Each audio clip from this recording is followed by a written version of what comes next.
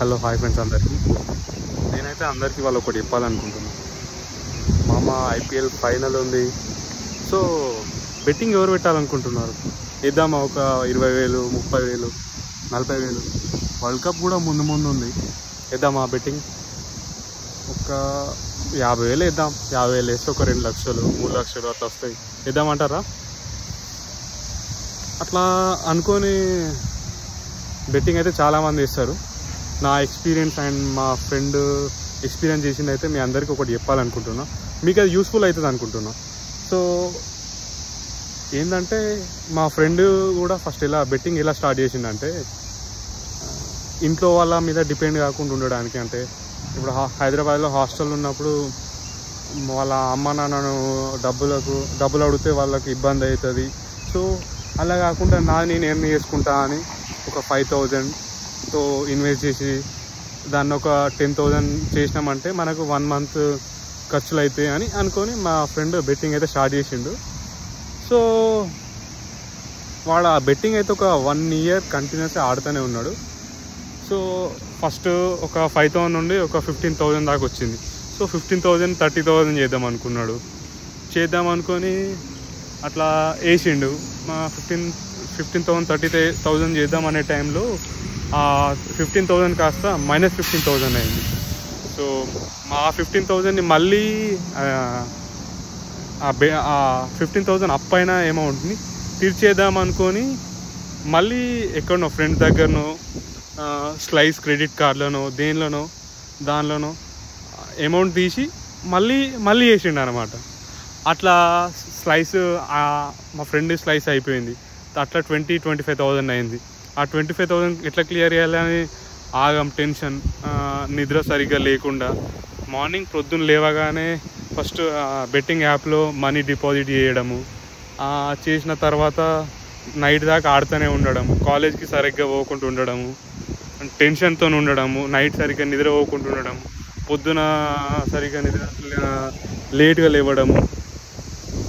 అంటే ప్రతిరోజు టెన్షన్ లాగానే ఉండేవానికి. అంటే వీడి డబ్బుల కోసం ఫోన్ చేయడం, వాడి డబ్బుల కోసం ఫోన్ చేయడం, అట్లా వాడు ఎక్స్పీరియన్స్ అయ్యిండు. మళ్ళీ ఏంటంటే వాడికి ఎక్కువ పైసలు వచ్చిన రోజు కూడా నిద్ర పట్టకపోదు. అంటే ఇన్ని పైసలు వచ్చినాయి, ఏం చేయాలి, ఎట్లా అని ఆ టెన్షన్లో ఇంకా నిద్ర రాకుండా వాడు మెంటల్గా స్ట్రెస్ అయ్యి ఫిజికల్గా స్టేబుల్గా లేకుండా వాడు చాలా ఇబ్బంది పడ్డాడు. వాడు ఇంట్లో చెప్పకుండా, ఎవరికి ఏం చెప్పకుండా, అంటే వాడు నాతో ఉన్నాడు, నేను వద్దు అని చెప్పినా వాడు ఇనే స్టేజ్గా లేకుండే. అంటే అవి ఎట్లా తీర్దాం, ఎట్లా చేద్దాం అనుకొని అది 2 lakhs దాకా పోయినాయి అన్నమాట. 2 lakhs దాకా పోతే వాడు ఏం చేసిండు, బయట ఓగో బైక్ రెంట్ తీసుకొని ఆ రెంటల్ బైక్తోని స్విగ్గీ, జొమాటో అట్లా చేసుకుంటూ బెట్టింగ్స్ డబ్బులు అట్లా తీర్చేసి ఒక 1 lakh దాకా అట్లా ఒక 2-3 months వర్క్ చేసి అట్లా తీర్చేసి మళ్ళీ ఇంకా చేయడం ఏంది అని మళ్ళీ అట్లా ఒక 30,000-40,000 మళ్ళీ వేసిండు. మళ్ళీ 50,000 అయినాయి. ఇప్పుడు ఆ 1 lakh పే చేసిండు, కానీ మళ్ళీ ఇంకా పాత 1 lakhను ఇంకో 50,000 ఎక్స్ట్రా యాడ్ అయినాయి. దానికోసం మళ్ళీ సేవ్ చేసుకున్న ఒక 40,000-50,000 అండ్ ఇంకా మళ్ళీ పార్ట్ టైం మళ్ళీ జొమాటో, స్విగ్గీ అవి చేసి మళ్ళీ 60,000 దాకా తీర్చేసి ఇంకో 30,000-40,000 ఉంటే ఫ్రెండ్స్ దగ్గర అటు ఇది చేసి అన్నీ క్లియర్ చేసేసిండు. వాడు చాలా రిగ్రెట్గా ఫీల్ అయ్యిండు. అంటే వాని పక్కనున్న వాడిని చేంజ్ చేయలేకపోయినా నేను. వాడైతే అసలు లైఫ్లో మనకు చాలా బాధాకరం. వాడు ఇంట్లో చెప్పలేకుండా, ఇంట్లో వాళ్ళని బాధ పెట్టకుండా వాడు చేసిన తప్పు.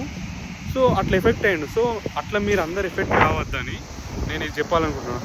బెట్టింగ్ వల్ల అమౌంట్ వస్తాయి, ఇది వస్తాయి అనుకొని మీరు బెట్టింగ్ వేయకండి. ఎందుకంటే దానివల్ల మీకు వచ్చేది ఏం లేదు, నష్టం తప్ప. సో దానివల్ల మీరు ఎఫెక్ట్ అయ్యి కొంతమంది అయితే చాలామంది బెట్టింగ్ వల్ల సూసైడ్ చేసుకున్న వాళ్ళు చాలామంది ఉన్నారు. ఇంకా మా వాడు చాలా ధైర్యవంతుడు. అట్లా బెట్టింగ్ అలాంటి ఏం డిసిషన్ తీసుకోకుండా ధైర్యంగా ఆలోచించి ఏదో పని చేసి తీర్చేసిండు.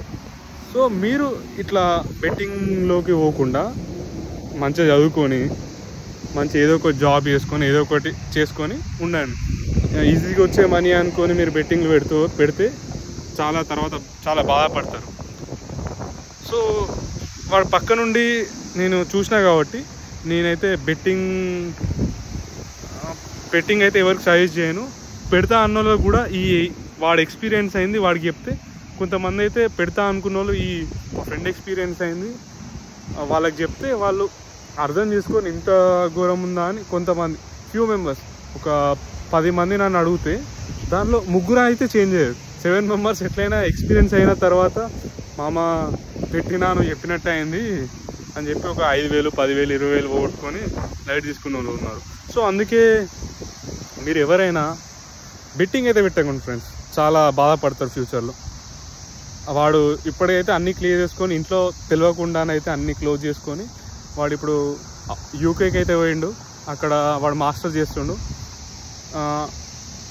ఇక ఫర్దర్గానైతే వాడు ఇట్లా అయింది వాని ఎక్స్పీరియన్స్. సో మీరైతే ఎప్పుడు బెట్టింగ్ అయితే చేయకండి ప్లీజ్, నా రిక్వెస్ట్. తర్వాత మీరు అవి కట్టడానికి, మీ పేరెంట్స్ కట్టడానికి చాలా బాధపడుతూ ఇబ్బంది పడుతూ కట్టాల్సి వస్తుంది. అందుకే మీకు ఒక బెటర్ సజెషన్ మ్యాన్.